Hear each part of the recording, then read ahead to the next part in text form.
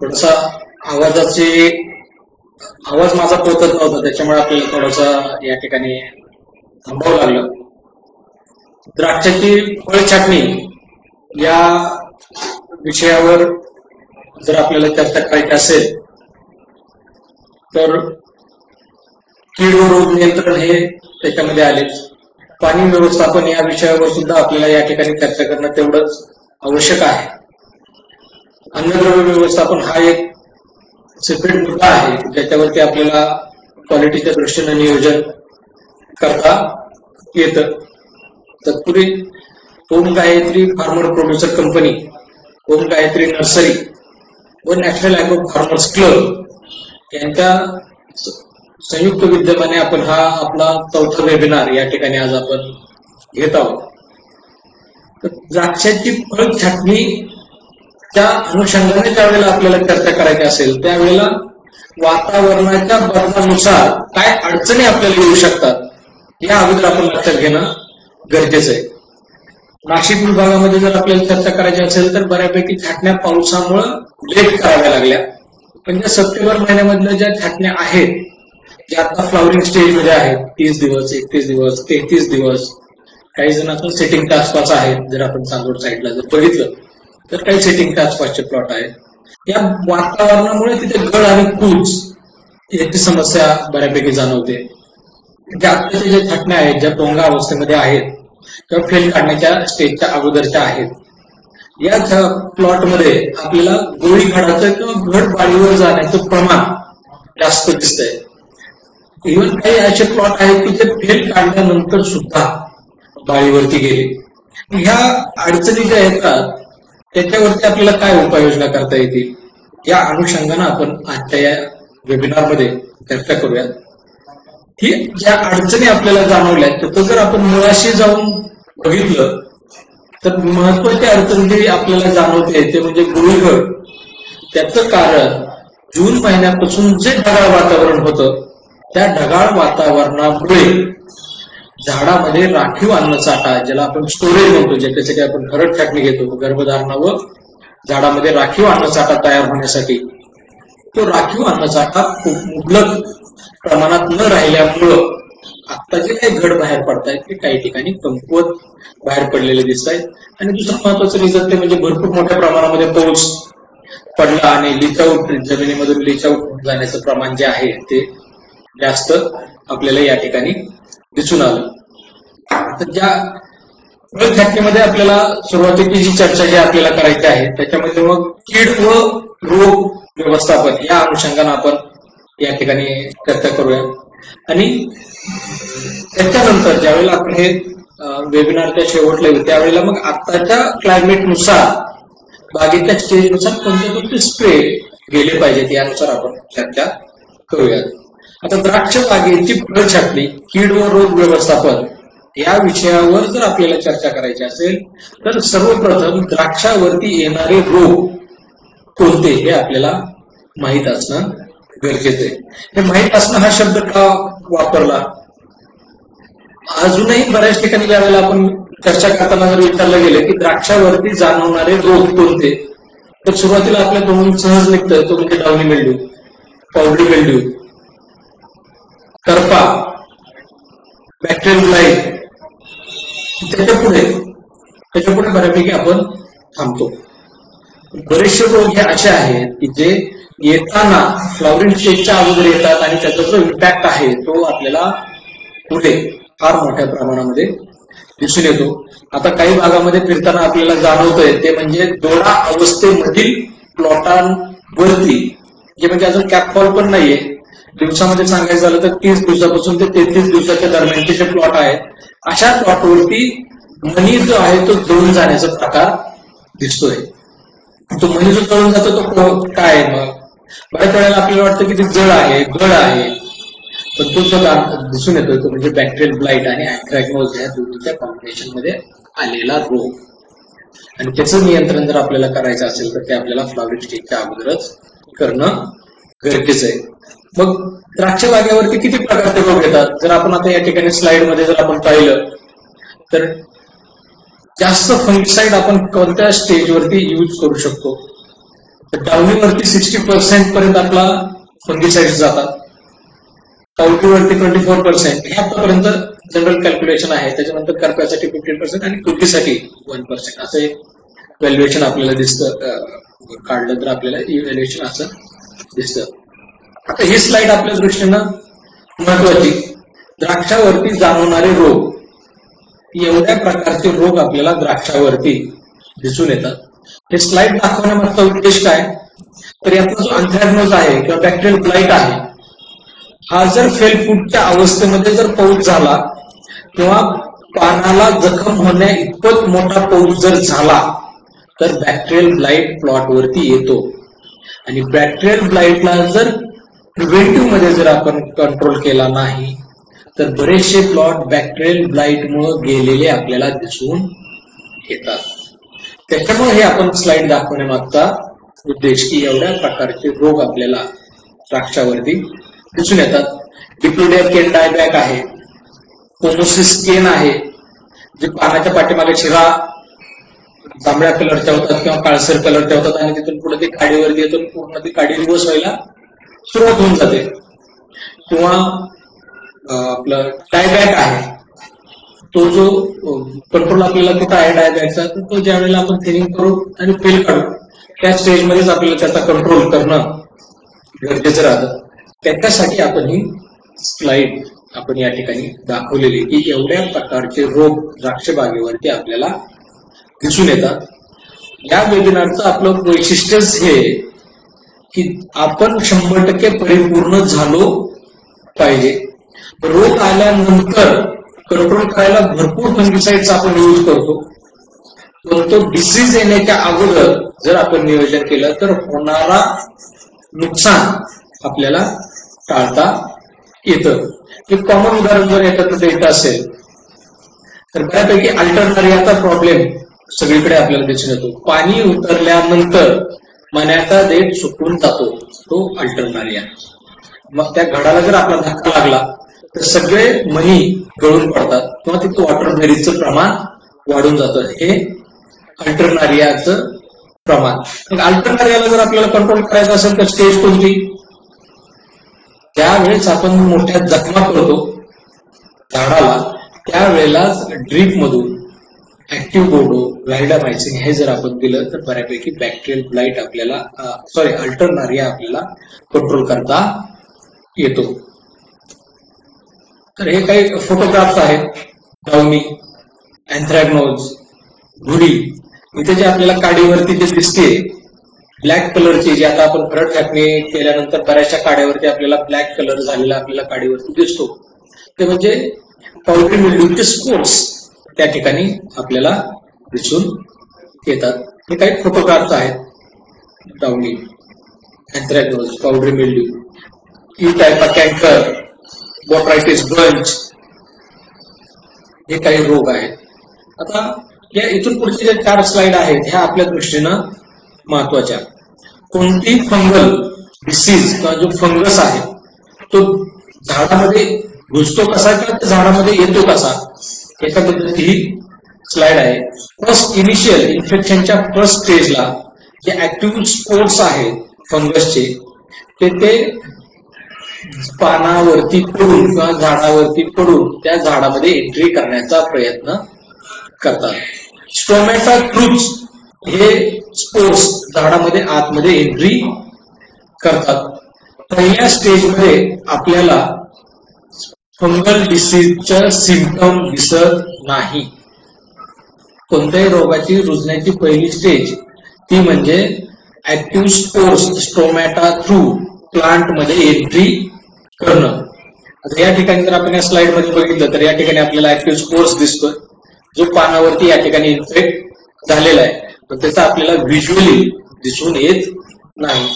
Second स्टेजला ज्या वेळेला फंगस वाढेल त्यावेळेला हे फंगस काय करतं, सेल वॉल ब्रेक करून प्लांटची जी सेल वॉल आहे, सेलची जी सेल वॉल आहे ती ब्रेक करून त्याची मुळी पूर्णतः त्या प्लांटच्या आतमध्ये, त्या सेलच्या आतमध्ये टाकली जाते आणि त्या पानानं तयार केलेलं अन्न ही फंगस खायला सुरुवात करते. ही सेकंड स्टेज.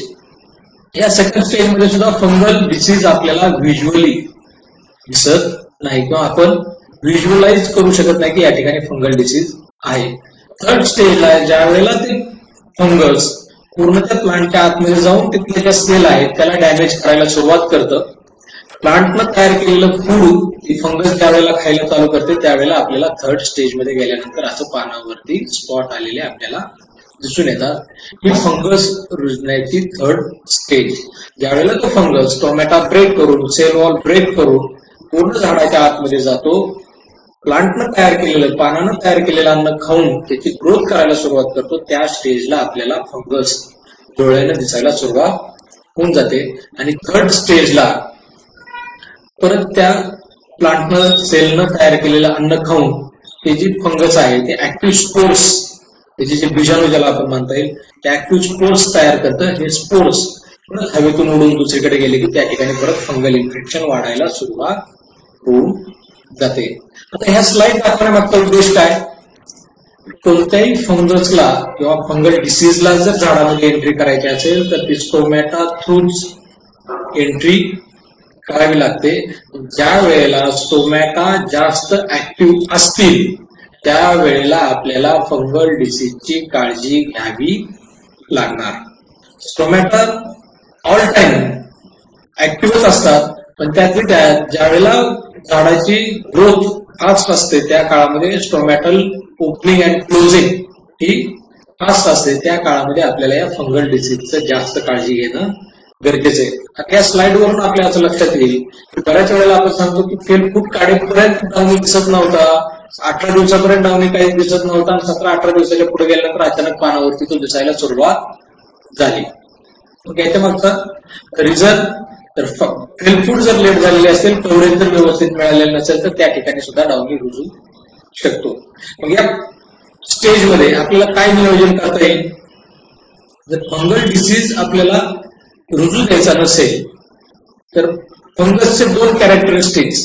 एक, फंगस स्वतःचं अन्न स्वतः तयार करू शकत नाही, त्याला प्लांटनं तयार केलेलं अन्नच खावं लागतं. कोणताही डिसीज असेल, मग तो डावणी असो, पावडरी असो, अँथ्रॅक्नोज असो, कोणताही डिसीज जो आहे त्या डिसीजचे जे काही फंगल असतील, बॅक्टेरिया असतील, हे स्वतःचं अन्न स्वतः तयार करू शकत नाहीत. त्यांना जर जगायचं असेल, वाढायचं असेल तर झाडानं तयार केलेलं अन्न खावं लागतं आणि झाडानं तयार केलेलं अन्न खाऊन मग ते त्यांची ग्रोथ करतात.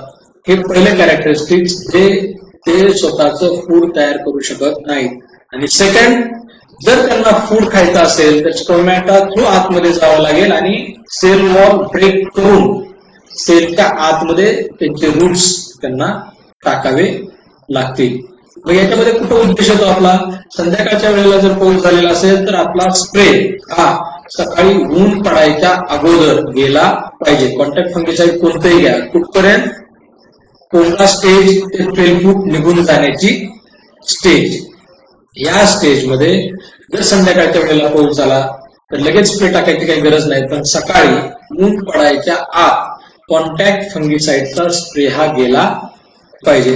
कोणते कोणते कॉन्टॅक्ट फंगिसाइड आपण टाकू शकतो हे आपण जसं जसं प्रेझेंटेशन पुढे जाईल तसं तसं आपण त्याच्यावरती चर्चा करू. आणि आपलं प्रेझेंटेशन झाल्यानंतर या वातावरणानुसार आपण एक 20-21 दिवस किंवा फ्लॉवरिंग स्टेज मधले 5 ते 6 स्प्रेचं नियोजन कसं आपल्याला बसवायचं त्या अनुषंगाने आपण चर्चा करू. आता बागेच्या छाटणीचं जर आपल्याला डिवायडेशन करायचं असेल तर 3 स्टेजमध्ये आपण त्याचं वर्गीकरण करू शकतो. ते म्हणजे छाटणी झाल्यापासून पहिले 50 दिवस हा हाय रिस्क पिरियड मध्ये जातो. हाय रिस्क पिरियड म्हणजे काय? तर या स्टेजला सगळ्या प्रकारचे रोग आणि सगळ्या प्रकारच्या किडी ह्या द्राक्ष बागेला त्रास देणार किंवा त्यांचा अटॅक त्या ठिकाणी असणार. या हाय रिस्क पिरियड मध्ये स्प्रे इंटेन्सिटी आपल्याला जास्त वाढवून चालत नाही. म्हणजे स्प्रे शेड्यूल मध्ये मोठा गॅप देऊन आपल्याला या स्टेजमध्ये चालत नाही.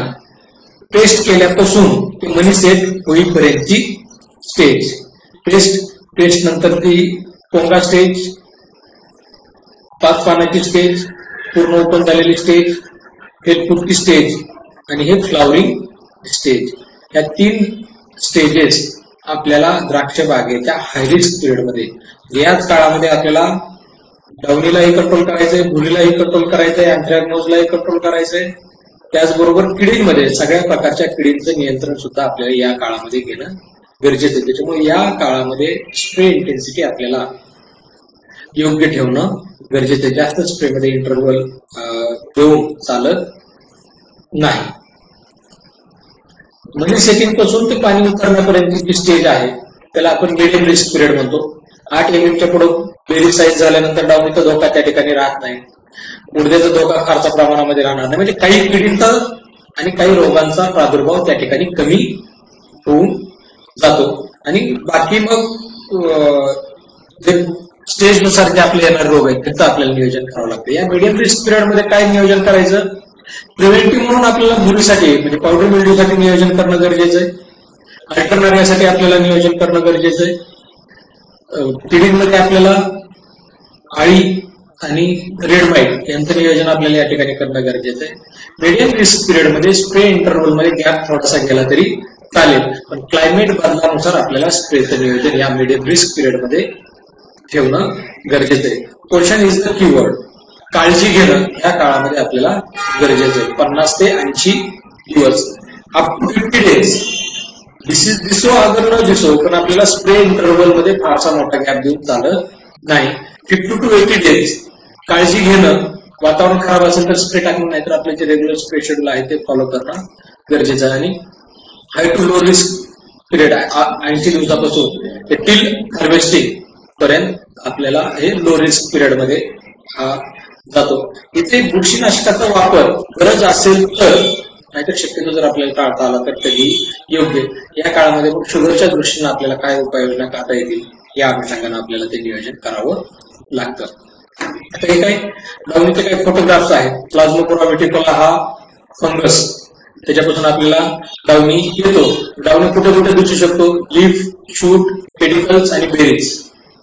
तुमच्या पानावरही दिसेल, काडीवरही दिसेल, मण्यांवरही दिसेल, झाडावरही दिसेल. पानांवरती दिसणारा काही ठिकाणी डाउनी. जर पोंगा स्टेजमध्ये कंटिन्यू पाऊस पडत असेल आणि त्या ठिकाणी जर स्प्रे शेड्यूल मध्ये काही अडचणी आल्या तर जो काही डाउनी त्या ठिकाणी रोजला जातो तो एकतर काडीवरती किंवा घडावरती, या फोटोग्राफ्स मध्ये आपल्याला जे दिसतंय तो म्हणजे घडावरती आलेला डाउनी.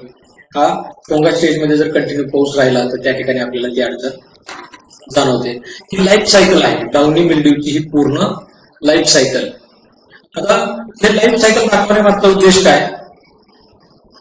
निसर्गानं बऱ्याचशा बुरशीला किंवा सगळ्याच किडींना किंवा सगळ्याच बुरशींना असं वरदान दिलेलं आहे की जोपर्यंत त्यांना फेवरेबल कंडिशन मिळत नाही तोपर्यंत स्टार्वेशन, म्हणजे त्यांना खायला जरी मिळालं नाही तरी ते डॉर्मन्सी मध्ये कितीतरी वर्ष राहू शकतात. याचा उद्देश किंवा हे दाखवण्यामागचा उद्देश काय?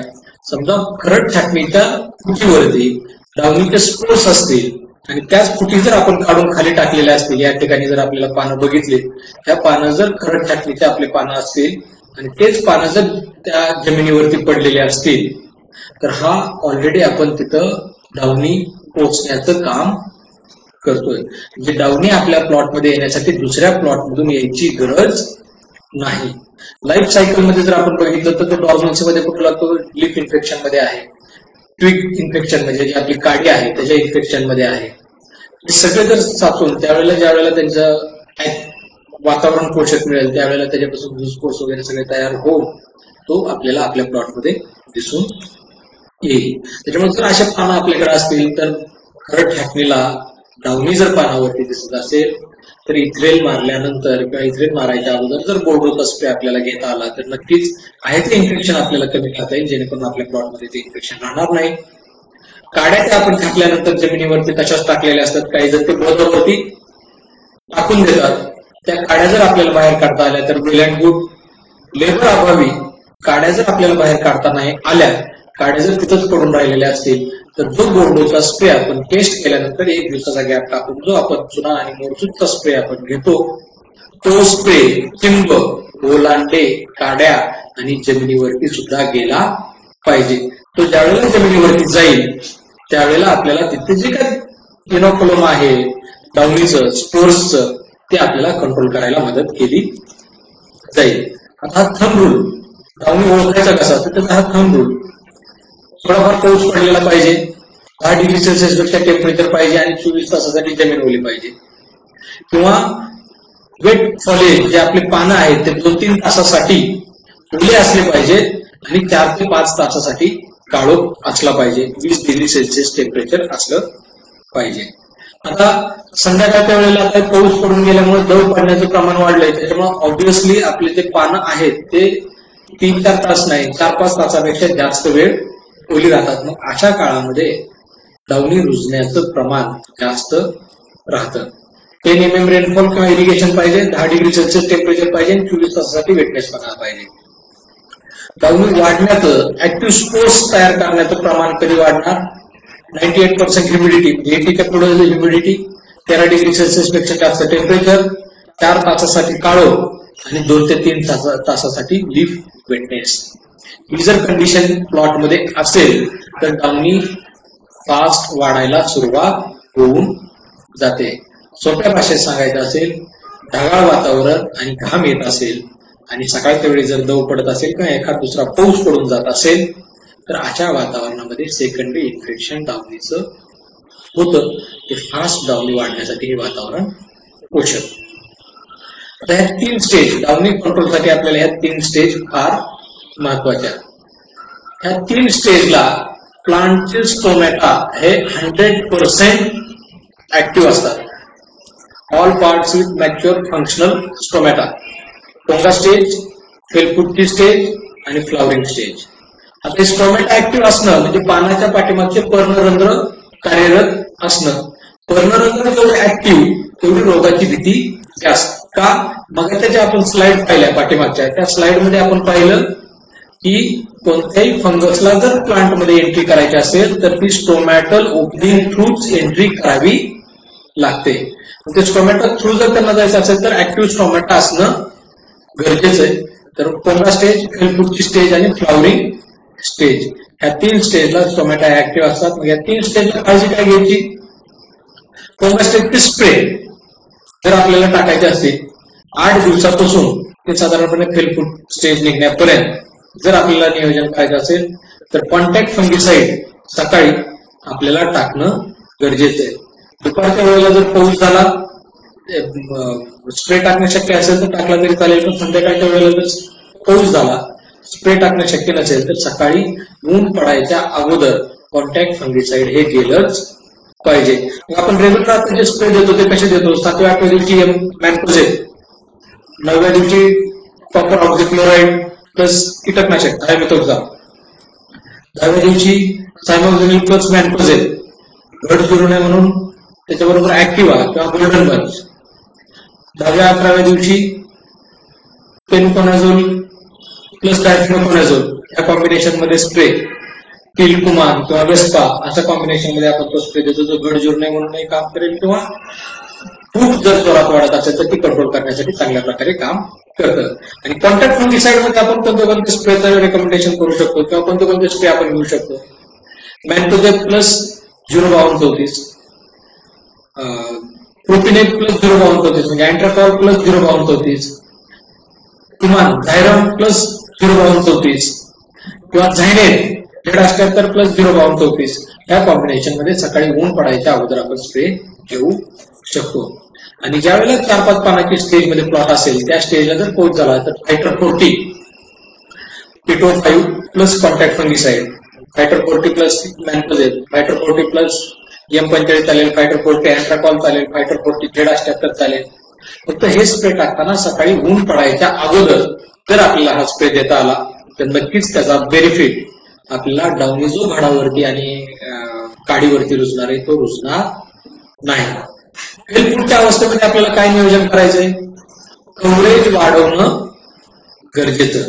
बऱ्याच ठिकाणी ज्या वेळेला आपण चर्चा करतो त्यावेळेला पहिले 18 दिवस एकरी 200 लिटर असंच पाणी जातं किंवा 250 लिटरच्या आसपास पाणी जातं.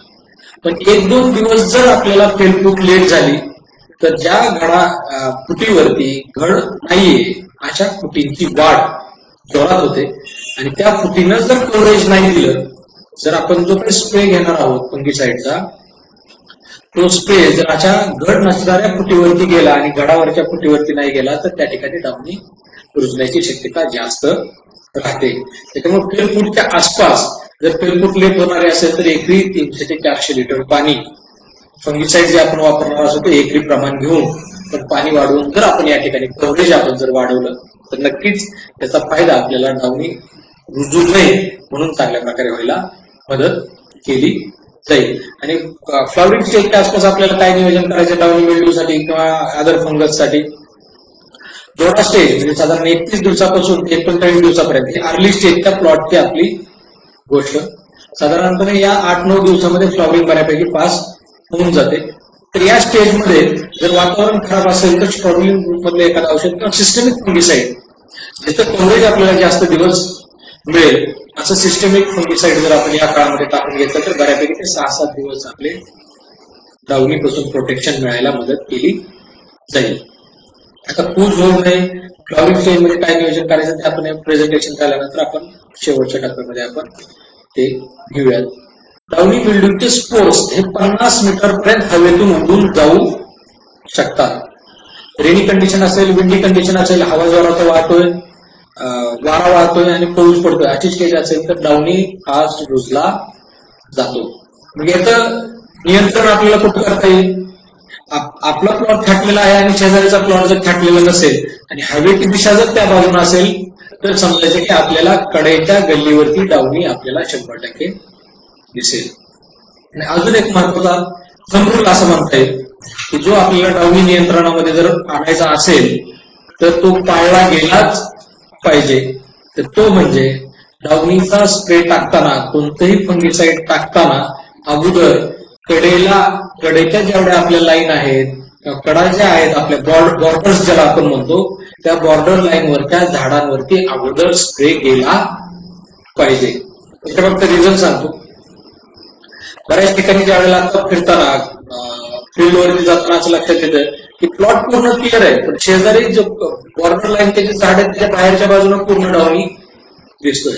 आज क्लायमेट क्लिअर आहे पण ज्या वेळेला क्लायमेट खराब होईल त्यावेळेला त्या बॉर्डरवरून आतमध्ये यायला त्याला फारसा वेळ लागणार नाही. त्याच्यामुळं जोपर्यंत आपण आपल्या बॉर्डर क्लिअर करत नाही, ज्यापर्यंत आपण आपल्या बॉर्डर क्लिअर करत नाही तोपर्यंत डावणीचा धोका टळला असं म्हणता येणार नाही. आणि अगोदर बॉर्डर लाईनला स्प्रे का सांगितला तर बऱ्याच वेळेला स्प्रे मारताना पूर्ण आतमध्ये मारणं झाला आणि बॉर्डर लाईनचे स्प्रे बाकी असताना जर औषध संपलं किंवा तो स्प्रे जे आपण तयार केलेलं कॉन्सन्ट्रेशन आहे ते जर संपलं तर बऱ्यापैकी कुणी नंतर 50-60 लिटर पाणी तयार करून बॉर्डर लाईनला स्प्रे घेत नाही किंवा बऱ्याच वेळेला तो टाळला जातो. त्याच्यामुळं आपल्याला बॉर्डर लाईनला अगोदर स्प्रे जाणं गरजेचं आहे. त्यावेळेला आपल्याला डावणी राहणार नाही. घुरीसाठी तो पद्धतीच्या पार्टवरती येते. लीफ आहे, शूट आहे, पेडिकल आहे, बेरीज आहे. नोव्हेंबर पासून पुढे त्याची इंटेन्सिटी वाढली जाते. म्हणजे जशी जशी थंडी वाढेल तसं तसं घुरीचा धोका वाढला जातो. हे खरड छाटणीला पानावरती जर पिवळसर स्पॉट दिसत असतील तर ते घुरी, काडीवरती दिसणारी घुरी, इन्फेक्टेड बंचवरती असलेली घुरी, जर जास्त इन्फेक्शन झालेलं असेल तर देठावरती आपल्याला पूर्ण घुरी दिसते. आता बघा आपण चर्चा करताना चर्चा झाली की डावणी मिल्ड्यूला 8 mm च्या पुढे बेरी साईज झाल्यानंतर शक्यतो डावणी येत नाही. पण घुरी पावडरी मिल्ड्यूचं त्याच्या विरुद्ध आहे. जसं जसं झाड मॅच्युअर होत जाईल तसं तसं पावडरी मिल्ड्यूचा अटॅक हा वाढत जातो. आणि मेन पावडरी रुजते कुठं किंवा तिथे स्पोर्स राहतात कुठं? जो मॅच्युअर बड आपण तयार करतो त्या बड मध्ये, म्हणजे जो आपण माल काडीचा डोळ तयार केलेला आहे त्या डोळ्यामध्ये घुरीचे स्पोर्स सुप्त अवस्थेमध्ये राहतात. तिथून कुठे त्यावेळेला 3 ते 4 पानावरती फूट येईल त्यावेळेला ते त्या बडवरून किंवा त्या केनवरून निघून त्या फुटीवरती रुजायला सुरुवात होते. तिथून पुढं ज्या वेळेला फ्लॉवरिंग स्टार्ट होऊन जाईल त्यावेळेला आपल्याला ते फ्लॉवरिंग मध्ये रुजलेलं दिसून येतं. घुरीसाठी सगळ्यात चांगलं काय आहे? घुरीला जर आपल्याला 100% कंट्रोल करायचा असेल तर घुरी येऊ न देणं हे सगळ्यात चांगलं. त्याच्यासाठी भुरीला आपल्याला जर नियंत्रण मिळवायचं असेल तर 4 पानाच्या स्टेजला दिवसामध्ये जर आपल्याला सांगायचं असेल तर 13व्या किंवा 14व्या दिवशी पहिला स्प्रे हा भुरीसाठी गेला पाहिजे. आपल्या स्प्रे शेड्यूल मध्ये जो आपण भुरीसाठीचा पहिला स्प्रे रेकमेंड करतो तो म्हणजे कॅप्टन प्लस हेक्साकोनाझोल आणि फायटर 40 ह्या कॉम्बिनेशन मध्ये जर आपण पहिला स्प्रे टाकला तर नक्कीच भुरीचं नियंत्रण आपल्याला त्या ठिकाणी मिळायला मदत केली जाईल. फूट काढून निघून गेल्यानंतर difenoconazole plus EDT calcium plus cover plus ह्या कॉम्बिनेशन मध्ये जरी आपण स्प्रे केला अँथ्रॅकनोज आणि पाउडरी मिल्ड्यू या दोन्हीसाठी आपल्याला नियंत्रण चांगलं मिळतं. आणि 5 to 10% फ्लॉवरिंग मध्ये प्लेन भुरीसाठी चालणारे बरेचसे नवीन मॉलिक्युल आता मार्केटमध्ये अवेलेबल आहेत. प्लेन भुरीसाठी चालणारं एक फंगिसाइड चांगलं त्याचं जर आपण एक फ्लॉवरिंग स्टेज मध्ये जर स्प्रे टाकला म्हणजे फ्लॉवरिंग पर्यंत किंवा 5% फ्लॉवरिंग पर्यंत 3 स्प्रे जर आपले पावडर मिल्ड्यूसाठी गेले तर त्या प्लॉटवरती पावडर मिल्ड्यूचा अटॅक कमी राहायला मदत केली जाईल. बरेचसे रिझन आहेत. फॉस्फरस प्रोटेन डिफिशियन्सी असेल तरी सुद्धा पावडर मिल्ड्यू वाढतो.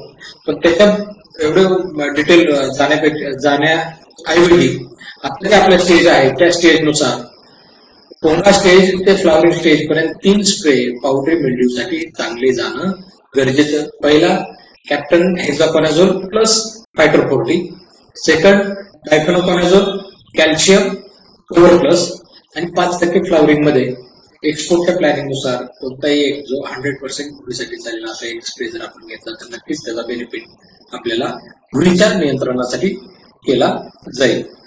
आता या वर्षीचं आपल्याला नियोजन जर बघायचं असेल तर अँथ्रॅकनोजला आपल्याला फार काळजी घेणं गरजेचं आहे. अँथ्रॅकनोजची काळजी घेणं फार गरजेचं आहे. तर उन्हाळ्यामध्ये जो कंटिन्यू जून पासून जो पाऊस चालू होता त्या काळामध्ये बऱ्याचशा प्लॉटवरती फुटींवरती आपल्याला अशा प्रकारचे स्पोर्स करपायचे जे दिसत होते ते दिसले. तेच छाटणी करून त्याच काळ्या जर खाली राहिल्या आणि त्याला जर वेट मिळालं म्हणजे ओलसरपणा जर मिळाला तर त्या ठिकाणाहून तो फास्ट वाढायला सुरुवात होऊन जाते. काही फोटोग्राफ्स आपण बघूया म्हणजे आपल्या लक्षात येईल की अँथ्रॅकनोजला सुद्धा काळजी आपल्याला का घेणं गरजेचं आहे. पानांवरती आलेला अँथ्रॅकनोज, काडी आणि पान दोन्हीवरती दिसणारा अँथ्रॅकनोज, बेरीवरती दिसणारा अँथ्रॅकनोज, काडीवरती दिसणारा आणि ही सगळ्यात मोठी क्रिटिकल स्टेज. मनी सेटिंगच्या काळामध्ये जर अँथ्रॅकनोज आला तर मनी डायरेक्ट जळून जातात. या ठिकाणी आपल्याला दिसत असेल. आता बऱ्याचशा प्लॉटमध्ये आपण दिंडोरी भागामध्ये जर आपण गेलो, वरकडा आहे, जांबुटके आहे, अशा ठिकाणी जर आपण गेलो तर 30-31 दिवसाचे जेवढे प्लॉट आहेत त्या प्लॉटवरती जर झाडावरती 40 बंच असतील, 35 बंच असतील तर 3-4 बंचवरती आपल्याला अँथ्रॅकनोज हा 100% दिसतोय. अँथ्रॅकनोज आपल्याला जर नियोजन करायचं असेल तर काय नियोजन करता येईल? एक हायड्रोसिलचा स्प्रे थोड्या स्टेजमध्ये जरी आपण घेतला तरी सुद्धा बऱ्यापैकी अँथ्रॅकनोज कंट्रोल व्हायला मदत केली जाईल. बेसिक पायापासून जर आपल्याला काम करायचं असेल तर ज्या दिवशी फेलफूट आपण काढू, वांसफुटे आपण ज्या दिवशी काढू त्या दिवशी अँटीबायोटिकचा स्प्रे हा गेला पाहिजे. कॉपर फंगिसाइडचा स्प्रे गेला पाहिजे. कॉपर ऑक्झिक्लोराइड किंवा कॉपर हायड्रॉक्साइड प्लस स्ट्रेप्टो किंवा कॉपर ऑक्झिक्लोराइड प्लस कासुगामायसिन किंवा व्हॅलिडामायसिन याच्यापैकी एक स्प्रे जर आपला फेलफुटीच्या दरम्यान गेला तर नक्कीच अँथ्रॅकनोज 100% कंट्रोल राहायला मदत केली जाईल. आणि त्याच्यानंतर जर मोठे पाऊस पडून जखमा होत असतील तर अशा स्टेजला अँथ्रॅकनोज रुजतो. त्या स्टेजला तो रुजू नये म्हणून जर आपल्याला काम करायचं असेल तर हायड्रोसिलचा स्प्रे जर आपल्याला 31व्या किंवा 32व्या दिवशी जर देता आला तर नक्कीच आपल्याला हा अँथ्रॅकनोज आहे तिथं कंट्रोल राहायला मदत केली जाईल. याचं जर फंगस जर आपण बघायचं जर म्हणलं तर कोलोट्रिकम जरी आपण सर्च केलं तरी आपल्याला बऱ्यापैकी त्याचे सगळे सिम्पटम्स अशा पद्धतीने आपल्याला दिसून येतात. एक क्रॉस सेक्शन आपण त्याचा घेतलाय.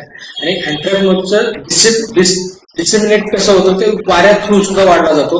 काड्या काढून जर आपण बागेच्या कडेला टाकलेल्या असतील आणि त्याच्यावरती जर अँथ्रॅकनोज असेल आणि त्याच्यावर पाऊस पडून जर त्या काड्या ओल्या झाल्या तर त्याच्यातून परत त्याचे कोनेडिया तयार होतात आणि ते परत त्या बागेवरती आपल्याला त्रास देतील. आणि मग शक्यतो काड्या बाहेर काढलेल्या कधी योग्य किंवा काड्या जर तिथंच असतील तर त्याच्यावरती बोर्डोचा स्प्रे जर आपल्याला देता आला तर नक्कीच त्याचा बेनिफिट आपल्याला अँथ्रॅकनोज कंट्रोल करण्यासाठी मदत केली जाईल.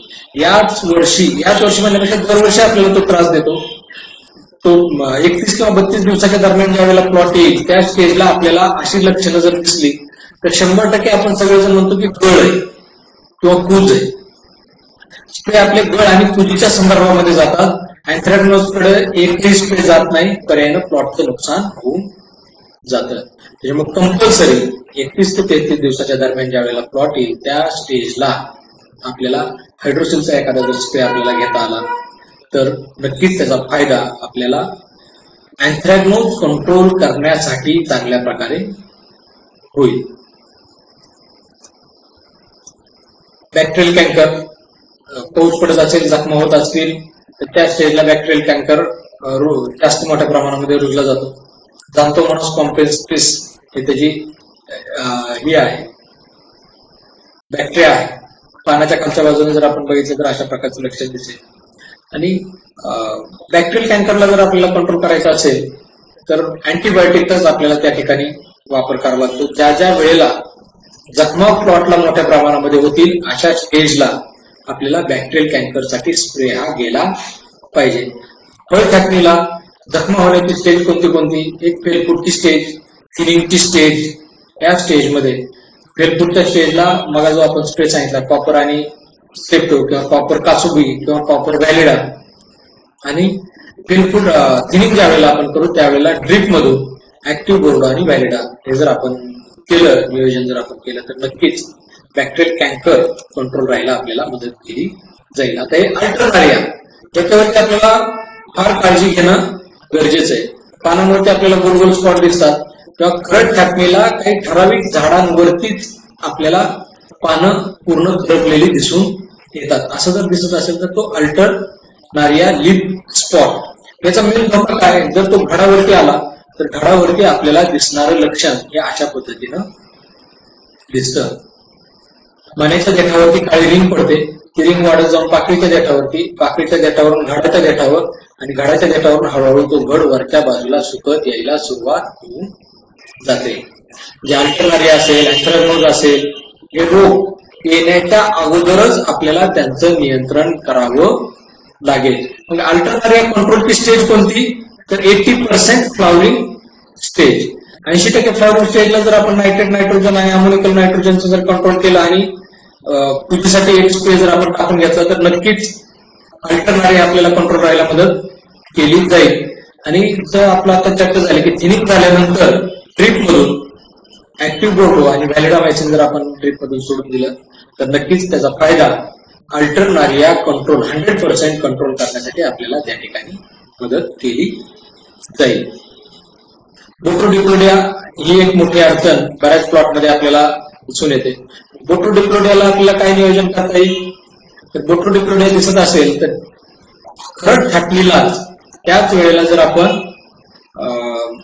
छाटणी झाल्यानंतर लगेच बोर्डोचा स्प्रे त्या ओलांड्यावरती जर आपण दिला तर नक्कीच बोट्रोडिप्लोडिया कंट्रोल राहायला मदत केली जाईल. फळ छाटणीला ज्या ज्या वेळेला झाडाला मोठ्या जखमा होतील त्यावेळेला ड्रिप मधून फंगिसाईड, कोणतंही एक फंगिसाईड जर आपण सोडलं तरी बऱ्यापैकी बोट्रोडिप्लोडिया कव्हर व्हायला मदत केली जाईल. त्याच्यापैकी आपण कोणतं सोडू शकतो? एक्सपोर्ट नसेल तर हेक्साकोनाझोल चालेल, कॅप्टन चालेल, थायफ्रेट मिथाइल चालेल, म्हणजे कॉन्टाप चालेल, कॅप्टाप चालेल, रोको चालेल.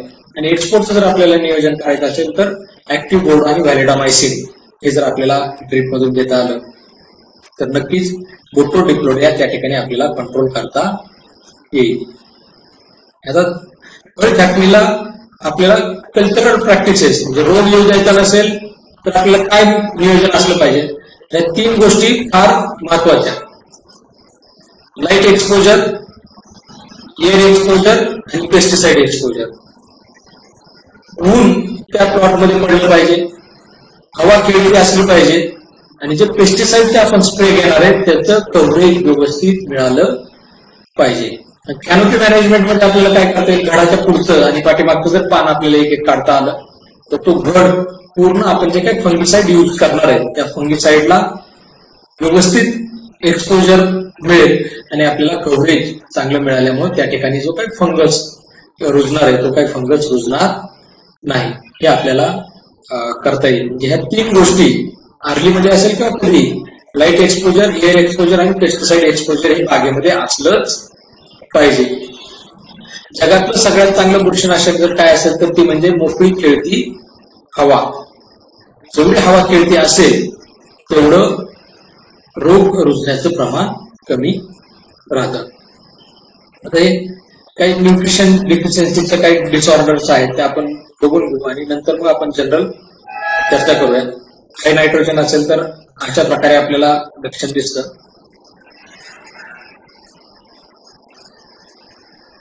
पोटॅशियम डिफिशियन्सी असेल तर पानाची वरच्या बाजूला वाटी होऊन पानाच्या कडा आपल्याला करपलेल्या दिसून येतात. जास्त प्रमाणामध्ये पोटॅश डिफिशियंट झाला तर पानाची कडा पूर्ण लालसर पडून पान गोळा झालेला आपल्याला दिसून येतं. आणि हाय डिफिशियन्सी असेल तर शॉर्ट ममिफिकेशनचं प्रमाण आपल्याला प्लॉटमध्ये दिसून येतं. मॅग्नेशियम डिफिशियन्सी मॅच्युअर पानं जे आहे त्याच्यावरती शिराचा भाग सोडून मधल्या भागामध्ये पान पिवळसर झालेलं आपल्याला दिसून येईल. हे मॅग्नेशियम डिफिशियन्सीचं लक्षण. ऍडव्हान्स जास्त प्रमाणामध्ये जर मॅग्नेशियम कमी झाला तर पानाच्या कडा पूर्ण करपलेल्या दिसतात आणि पान पूर्णतः पिवळ झालेलं आपल्याला या ठिकाणी दिसून येईल. आता फ्लॉवरिंग पर्यंत मॅग्नेशियम किंवा 10 टन आपल्याला द्राक्ष काढायचे असतील तर किती किलो मॅग्नेशियम गेला पाहिजे तर साधारणपणे 25 ते 30 किलो मॅग्नेशियम प्रत्येक जमिनीच्या प्रतवारीनुसार गेला पाहिजे. झिंक डिफिशियन्सी झिंक जर कमी पडलेला असेल तर पानाची साईज लहान राहून जाते आणि बेरी व्हेरिएशन जास्त प्रमाणामध्ये आपल्याला दिसून येतं. झिंकची कमतरता असेल तर शॉर्ट बेरीचं प्रमाण जास्त राहतं. इकडचा हेल्दी घड आणि इकडचा हा झिंक डिफिशियन्सी असणारा घड. हे जर झिंक डिफिशियंट असेल तर शॉर्ट बेरीज लटकण्याचं प्रमाण जास्त राहील. त्याच्यामुळे आपण कोणत्याही टिपिंगच्या अगोदर झिंकचा जो आपण स्प्रे रेकमेंड करतो त्याच्या मागचं रिझन म्हणजे झिंक डिफिशियन्सी राहू नये. जवळून जर आपण झिंकची डिफिशियन्सी बघितली तर अशा प्रकारे आपल्याला दिसून येईल. बोरॉन डिफिशियन्सी पेऱ्यातलं अंतर लहान पडतं, शेंडा पूर्ण थांबून जातो. Zinc deficiency white variety. Boron deficiency berry variation जास्त आपल्याला त्या ठिकाणी दिसून येतं. हे बोरॉन डिफिशियन्सीचं झाडावर दिसणारं लक्षण. Ferrous deficiency. फेरस डिफिशियन्सी जर आपल्याला दिसत असेल शेंड्याकडचे पानं पिवळसर पडत येतात आणि हळूहळू तो पिवळसरपणा वाढत जाऊन घडावरती पिवळसरपणा येतो. एकदा घड जर पिवळा पडला तर त्याला उगवण मिळत नाही. ज्या ठिकाणी चुनखड जमीन असेल अशा ठिकाणी हा प्रकार आपल्याला जास्त दिसतो. Ferrous deficiency. Manganese deficiency. Boron टॉक्झिसिटीला फक्त आपल्याला जरा काळजी करणं गरजेचं आहे. एक वेळेस बोरॉन कमी पडला तरी चालेल पण त्याची टॉक्झिसिटी नको. बोरॉनची जर टॉक्झिसिटी जास्त झाली किंवा बोरॉनचं प्रमाण जर जास्त झालं तर त्याला टॉक्झिसिटी येते. टॉक्झिसिटी जर झाली तर पानं आपल्याला अशा प्रकारचं लक्षण दिसेल. त्याचे कडा राहत नाही, पानाची पूर्ण वाटी होऊन जाते आणि गळ आणि कूज वाढायला सुरुवात होऊन जाते. पानाच्या पाठीमागून जर आपण बघितलं तर हे बोरॉन टॉक्झिसिटीचं लक्षण. हे दाखवण्यामागचा उद्देश काय तर आता घड गिरू नये म्हणून बऱ्यापैकी बोरॉनचं ऍप्लिकेशन केलं जातं. पण बोरॉनचं ऍप्लिकेशन करताना अर्ध्या ग्रॅमनं 3 ऍप्लिकेशन चालतील. पण 1 ग्रॅमनं जर आपण ऍप्लिकेशन केले स्प्रे शेड्यूल स्प्रेमध्ये ते जर वाढले गेले तर फ्लॉवरिंग मध्ये गळीचा धोका जास्त राहील. हाय सोडियम आणि हाय क्लोराईड ज्या जमिनीमध्ये क्षारांचं प्रमाण जास्त आहे मॅच्युरिटीला आल्यानंतर पानं पूर्ण करपून जातात. हे हाय सोडियम आणि हाय क्लोराईड डिफिशियन्सीचं आपल्याला या ठिकाणी लक्षण दिसेल. हे पीटीएल अनालिसिस नुसार किती डोस असला पाहिजे, फॉस्फरस किती पाहिजे, पी किती पाहिजे, के किती पाहिजे याचा हे चार्ट आहे. नंतर मी तो आपण पुढचा जो आपला वेबिनार असेल त्यावेळेला आपण एक पीटीएल अनालिसिस वरती किंवा न्यूट्रिशन वरती डिटेल चर्चा करूयात. हे पीएचआय डाटा आहे. तर आजच्या मीटिंगला आपल्याला जे लक्षात ठेवायचे जे 3 मुद्दे आहेत ते म्हणजे डिसीज फोरकास्टिंग आपल्याला जमलं पाहिजे. डिसीज फोरकास्टिंग म्हणजे काय, रोग येतो कधी हे जर आपल्याला माहित असेल तर आपण त्याचं नियोजन सुरुवातीपासून करू शकतो. आजच्या वेबिनार मधून घुरीसाठी आपले 3 जरी स्प्रे गेले फ्लॉवरिंग पर्यंत आणि आपल्या प्लॉटवरती घुरी नाही आली तरी सुद्धा आजच्या आपल्या या वेबिनारचं काम झालं असं आपण समजू. त्याच्यामुळे डिसीज फोरकास्टिंग हे आपल्याला समजलं पाहिजे. Second, environment friendly chemicals. जास्त केमिकलचा वापर करायच्या ऐवजी जे काही एन्व्हायरमेंट फ्रेंडली केमिकल्स आहेत त्यांचाही वापर जर आपण वाढवला तर नक्कीच रेजिस्टन्स डेव्हलप होणार नाही. रेजिस्टन्स जर डेव्हलप नाही झाला तर आपल्याला तो रोग कोणताही डिसीज असेल तर तो लवकर कंट्रोल करण्यासाठी मदत केली जाईल. त्याच्यामध्ये काय पोटॅशियम बायकार्बोनेटचा वापर आपण करू शकतो. कव्हर प्लसचा जरी आपण वापर वाढवला तरी सुद्धा बऱ्यापैकी झाडाची रोग प्रतिकारक शक्ती वाढायला मदत केली जाते. आणि bio efficiency of several fungicides जे हायड्रोसिल आहे, किटोसान आहे, ऍक्टिव्ह किटोसान, याचा जरी आपण वापर या छाटणीला जर केला तर नक्कीच आपल्याला डिसीज कंट्रोलसाठी चांगल्या प्रकारे मदत केली जाईल. तर हे झालं आपलं याच्यानुसार चर्चा की रोग दिसतो कसा आणि कशा पद्धतीने आपल्याला तो कंट्रोल करायचा आहे. आता इथून पुढचे जे आपले 15 ते 20 मिनिट असतील ते आपल्या दृष्टीनं फार महत्वाचे. या छाटणीला आता जे काही पोंगाच्या आसपासच्या ज्या बागा असतील त्याला येणारी जी अडचण आहे ती म्हणजे घट गिरणे किंवा गुळघड होणं हा प्रकार आता या ठिकाणी आपल्याला जास्त प्रमाणामध्ये दिसून येतो. गुळघड होऊ नये किंवा पडणाऱ्या पावसामध्ये आपल्याला काय नियोजन करता येईल या दृष्टीने काय आपण स्प्रेचं नियोजन या ठिकाणी करूया. तर घट करू नये या समस्येसाठी जर आपल्याला नियोजन करायचं असेल तर पोंगा स्टेजमध्ये पहिला स्प्रे SOP M45 10-11 दिवशी गेला तरी चालेल. दुसरा स्प्रे 11 आणि 13व्या दिवशी टेस्ट्यूब 0.34 आणि बोरॉन.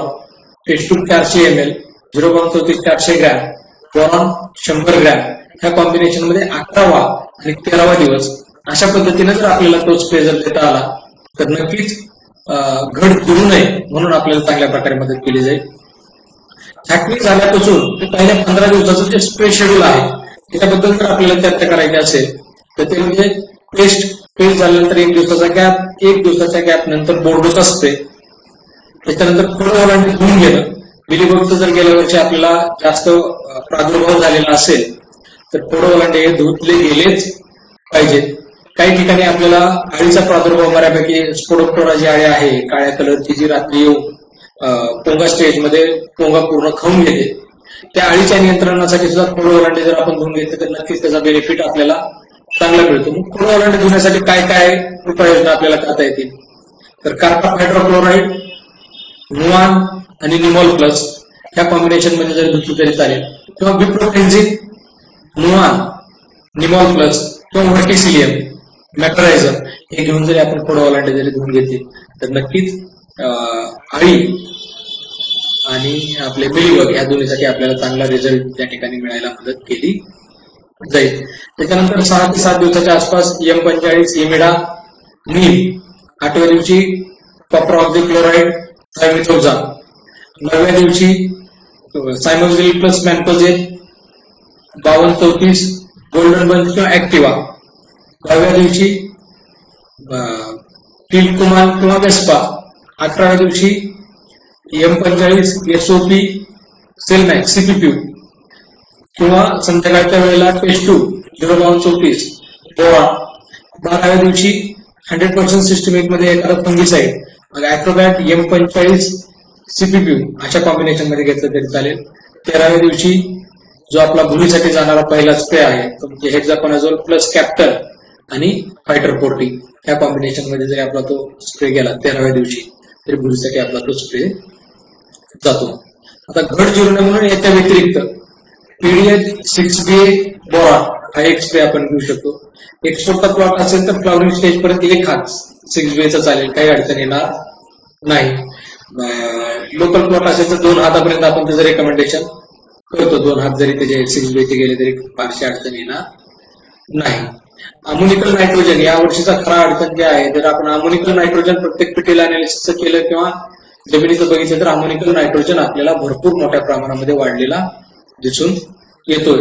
पाणी परीक्षण जर कोणी काही ठिकाणी केलेलं असेल त्याचा जरी आपण रिपोर्ट बघितला तर पाण्यामध्ये अमोनिकल नायट्रोजनचं प्रमाण आहे. अमोनिकल नायट्रोजन जर जास्त असेल तर झाडामध्ये सायटोकायनिनची निर्मिती पूर्ण होत नाही आणि ती सायटोकायनिनची निर्मिती करायची जर आपल्याला असेल तर जो आपण 11व्या आणि 13व्या दिवशीचा जो आपण स्प्रे दिला आहे तो म्हणजे टेस्ट्यूबचा जर आपल्याला स्प्रे घेतला तर नक्कीच त्याचा बेनिफिट आपल्याला घट जिरू नये म्हणून चांगल्या प्रकारे व्हायला मदत केली जाईल. आता फ्लॉवरिंग स्टेज मधल्या प्लॉट बद्दल आपण थोडीशी चर्चा करूयात की आता जे 31 दिवसापासून 39 दिवसाच्या दरम्यानचे प्लॉट आहेत त्या ठिकाणी आपल्याला गळ आणि कूच याचा प्रॉब्लेम मोठ्या प्रमाणामध्ये दिसतोय. त्या प्लॉटवरती दरवर्षी आपल्याला गळ आणि कूच जाणवते असं जर आपल्याला वाटत असेल तर अशा प्लॉटला 28व्या दिवशी schoenite 1 kilo tower plus 400 gram हा स्प्रे गेलाच पाहिजे. 31व्या दिवशी प्लेन टेस्ट ट्यूब 1.5 मिलीनं आणि प्रोपिनेट कोणतं एक फंगिसाईड त्याच्या जोडीला जर आपण टाकलं तर बऱ्यापैकी गळ नियंत्रणात राहायला मदत केली जाईल. आणि फ्लॉवरिंग मध्ये जे आपले स्प्रे आहेत कूज होऊ नये म्हणून तर पॉलिप्युअर, पोटॅशियम शोनाईट आणि कव्हर प्लस अशा कॉम्बिनेशन मध्ये जर आपण एक स्प्रे टाकला म्हणजे टेम्बोकॉनाझोल शोनाईट कव्हर प्लस 32 ते 35 दिवसाच्या दरम्यान, टेम्बोकॉनाझोल 100 ml, शोनाईट 500, कव्हर प्लस 400 हा स्प्रेनं सुद्धा बऱ्यापैकी कूच प्लॉटची आहे तिथे जागेवरती थांबायला मदत केली जाईल.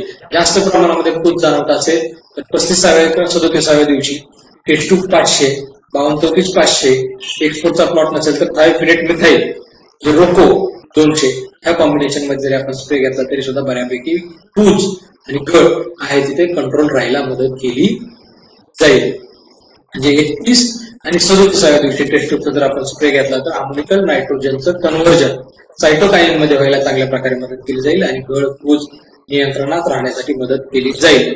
फंगिसाईड मध्ये आपल्याला जर नियोजन करायचं असेल, एक्सपोर्ट नसेल तर थायफिनेट मिथाईल चालेल, कार्बेंडिझम चालेल, टोबॅरोविल चालेल. याच्यापैकी कोणते एक fungicide plus chelated calcium cover plus अशा कॉम्बिनेशन मध्ये जर आपण स्प्रे टाकला तरी कूच नियंत्रणात राहायला मदत केली जाईल. आणि अति कूच जाणवत असेल शेवटचा पर्याय म्हणून जर काय राहिलेला असेल तर शोनाईड आणि मॉलिब्डेनमचा जर आपण स्प्रे त्या ठिकाणी वरतून जर टाकला, पोटॅशियम शोनाईड 500 ते 600 ग्रॅम आणि मॉलिब्डेनम 20 ते 25 ग्रॅम अशा कॉम्बिनेशन मध्ये जर आपण स्प्रे टाकला तरी सुद्धा बऱ्यापैकी गळ आणि कूच नियंत्रणात राहायला मदत केली जाईल. आणि या वर्षी जे प्लॉट अजून 24-25 दिवसाच्या दरम्यानचे आहे, या वर्षीच्या क्लायमेटला फर्स्ट डीप म्हणजे जे आपल्याला प्री ब्लूम डीप ज्याला आपण म्हणतो ती जर हँड डीप करता आली तर नक्कीच आपल्याला त्याचा बेनिफिट गळ व कूच नियंत्रणासाठी चांगल्या प्रकारे होईल. त्याच्यामध्ये मग आपल्याला पाणी पीएच 5, DA 20 ते 30 ppm पर्यंत व्हरायटीनुसार EDT झिंक अर्धा ग्रॅमनं, ऍक्टिव्हा पाऊण मिली, एक फंगिसाईड कोणतंही आपल्या रेग्युलर प्रॅक्टिसनुसार आणि जास्त प्रमाणामध्ये गळकूच जाणवत असेल तर CPP 100 लिटर पाण्यासाठी 10 ml असं घेऊन जर आपण ते हँड डीप जर आपल्याला करता आली तर नक्कीच फ्लॉवरिंग मध्ये होणारी गळ आणि कूच 100% नियंत्रणात येण्यासाठी मदत केली जाईल. याच्यानंतरही काही जर कोणाला अडचण शंका असतील तर माझा कॉन्टॅक्ट नंबर आहे. पर्सनली आपण रिपोर्ट असतील, आपले पिटेल अनालिसिसचे रिपोर्ट असतील, सॉइलचे रिपोर्ट असतील, पाण्याचे रिपोर्ट्स असतील अनालिसिसचे, हे जरी प्रत्यक्ष व्हॉट्सअप करून जरी टाकले तरी आपण त्यावरती नक्कीच या ठिकाणी चर्चा करूयात. तर नवरात्रीच्या सर्वांना शुभेच्छा देऊन, फळ छाटणीच्या शुभेच्छा देऊन आजचा आपला हा वेबिनार आपण काही प्रश्न आलेले आहेत ते प्रश्न आपण या ठिकाणी घेऊन मग आपण आपला हा वेबिनार संपूयात. तर प्रश्न आला की स्प्रे शेड्यूल शेअर करा. चालेल, स्प्रे शेड्यूल आपलं या वर्षीचं तयार आहे, एक्सपोर्टचं आहे, लोकलचं आहे. आता जी आपली चर्चा झाली त्यानुसार आपण स्प्रे शेड्यूल मध्ये जनरल माहिती दिलेली आहेच, पण ज्यांना कोणाला स्प्रे शेड्यूल पाहिजे असतील आपल्या अॅग्रो मॉल वरती पण मिळेल, होम गायत्री अॅग्रो मॉल वरती पण मिळेल, किंवा नाशिक ऑफिसला जरी आले तरी ऑफिसला पण अवेलेबल आहे. आणि ज्यांना पाहिजे आहे पर्सनल व्हॉट्सअप जरी केलं तरी आपण त्या पर्सनल व्हॉट्सअप वरती आपण त्यांना देऊयात, आपलं शेड्यूल देता येईल. येणाऱ्या फळ छाटणीच्या सर्वांना शुभेच्छा देऊन आजचा हा आपला क्वेश्चन्स वगैरे काय असतील तर ते विचारा, तेवढे क्वेश्चन्स आपण या ठिकाणी पूर्ण करूया. या वर्षीच्या महत्वाच्या ज्या अडचणी जाणवत आहेत त्या म्हणजे झाडामध्ये राखीव अन्नसाठा नसल्यामुळं येणाऱ्या अडचणी. मग याच्यासाठी काय, जर अजून छाटणी काय बाकी असतील तर बेसल डोस मध्येच कव्हर केअर आणि सॉइल मास्टरचा जर आपल्याला वापर करता आला, निंबोळी पेंटचा जर आपल्याला वापर करता आला, तर नक्कीच त्याचा बेनिफिट आपल्याला झाड हेल्दी राहण्यासाठी चांगल्या प्रकारे मदत होईल. जेवढं झाड हेल्दी राहील तेवढं त्याच्या येणाऱ्या विकृती आपल्याला कमी करता येतील. गळ आणि तुटीसाठी 100% केमिकल नाही. आपल्याला न्यूट्रिशनच्या माध्यमातून, फंगिसाइडच्या माध्यमातून, अमोनिकल आणि नायट्रोजन कंट्रोल करून गळ आणि कूज नियंत्रणात ठेवावे लागते. त्याच्यासाठी जर बेसल डोसलाच आपण फॉस्फरस आणि पोटॅश अपटेक करण्याच्या दृष्टीने जर प्रयत्न केला तर नक्कीच त्याचा फायदा, त्याचा बेनिफिट आपल्याला गळ कूज नियंत्रणासाठी होईल. म्हणजे आपण स्प्रे शेड्यूल देतोय, त्या स्प्रे शेड्यूल मध्येच गळकूज होऊ नये म्हणून आपण स्प्रे रेकमेंड केलेले आहे. त्याच्यामध्ये आपण जो आता 28व्या दिवसाचं रेकमेंडेशन केलेलं आहे, शोनाइड 1 किलोनं, कोणते रेकमेंडेशन करत नाही किंवा कोणी त्याचं प्रॅक्टिकल केलेलं नाही. पण आपण हे 4-5 वर्ष आहे की ज्या ठिकाणी गळकूज जास्त प्रमाणात जाणवते अशा ठिकाणी 28व्या दिवशी जर एक स्प्रे शोनाइडचा गेला 1 किलोनं आणि कव्हर प्लस 400, तर बऱ्यापैकी त्या ठिकाणी गळकूज नियंत्रणामध्ये राहायला मदत झालेली आपल्याला दिसून आलेली आहे. त्याच्यामुळे गळकुजीसाठी आपल्याला बेसल डोस पासून त्याचं नियंत्रण करणं फार आवश्यक आहे. डाउनीसाठी कॉन्टॅक्ट फंगिसाइड प्लस सिस्टमिक या कॉम्बिनेशन मध्ये आपल्याला काम करावं लागेल. ढगाळ वातावरणात पाऊस कंटिन्यू पडतोय, कॉन्टॅक्ट फंगिसाइडचे स्प्रे आपल्याला वाढवणं गरजेचं आहे. त्याचबरोबर झाडामध्ये फॉस्फरस पोटॅशची मात्रा कशी वाढती ठेवता येईल हे आपल्याला बघणं त्या ठिकाणी गरजेचं आहे. जेवढं आपल्याला फॉस्फरस पोटॅश चांगला तेवढं गळ आणि कुजीचं प्रमाण कमी, तेवढं डावणीचं प्रमाण कमी, तेवढं पाणी उतरल्यानंतर येणाऱ्या समस्या कमी. जे अल्टरनेटिव्हची जी समस्या सांगितली ती यावर्षी सुद्धा भरपूर मोठ्या प्रमाणामध्ये राहणार. का? आज ऑक्टोबरची 19 तारीख चालू आहे तरी पावसाची भीती जास्त आहेच. पुढे अजून परत 3-4 दिवस आपल्याला कंटिन्यू पाऊस दाखवतो.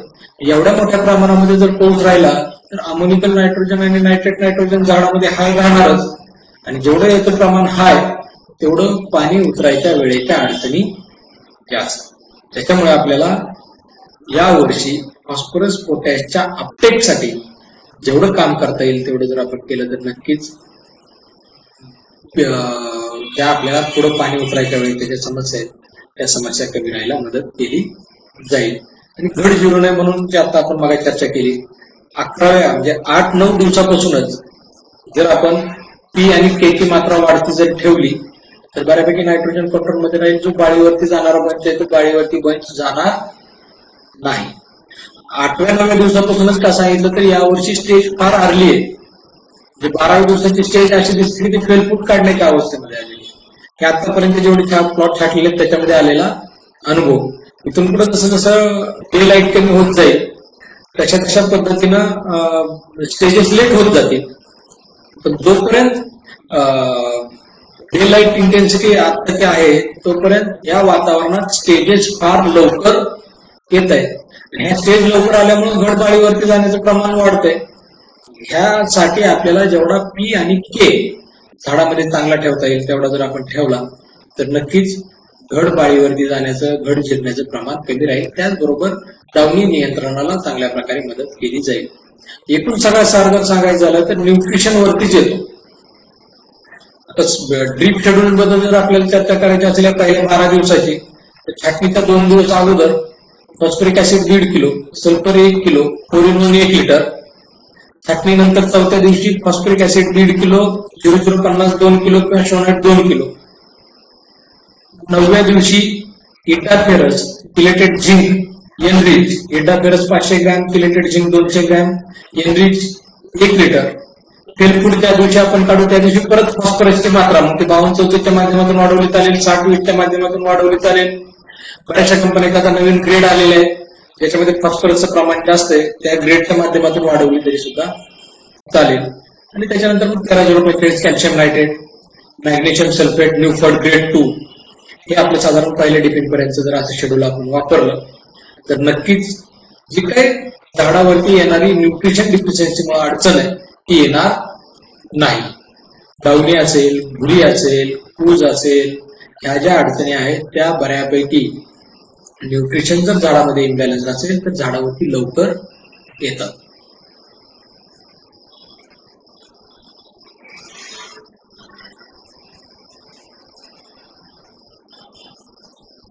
कुणाला काय अडचण असतील तर नंबर आहे त्याच्यावरती कॉल केला तरी सुद्धा चालेल. फळ कापणीच्या सर्वांना शुभेच्छा देऊन आजचा आपण वेबिनार या ठिकाणी संपवतो. धन्यवाद.